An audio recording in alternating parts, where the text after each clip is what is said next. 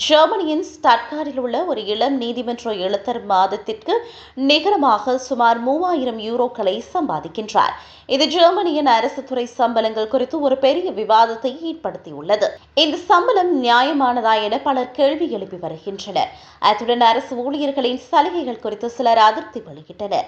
அரசு ஊழியர்கள் குறைவாக வரி செலுத்துவதாகவும் சில சமூக நலத்திட்டங்களுக்கு அவர்கள் பங்களிப்பதில்லை எனவும் அவர்கள் கூறுகின்றனர். இதனால் அரசு ஊழியர்களின் அளவு அல்லது அதனை விட அதிகமாக மொத்த சம்பளம் பெறும் தனியார் ஊழியர்களை விட அரசு ஊழியர்களின் நிகர சம்பளம் அதிகமாக உள்ளது. ஏனைய சிலர் தரவுகளில் உள்ள எண்கள் சந்தேகிக்கின்றனர். சுகாதார காப்பீடு மற்றும் வாழ்க்கை செலவுகள் போன்ற செலவுகள் முழுமையாக விளக்கப்படவில்லை என்று அவர்கள் கூறுகின்றனர். பயிற்சி மற்றும் குறைந்த ஆரம்ப சம்பளம் ஆகியவை சேர்க்கப்படவில்லை எனவும் சிலர் சுட்டிக்காட்டுகின்றனர். இருப்பினும் சிலர் இந்த முறையை ஆதரிக்கின்றனர்.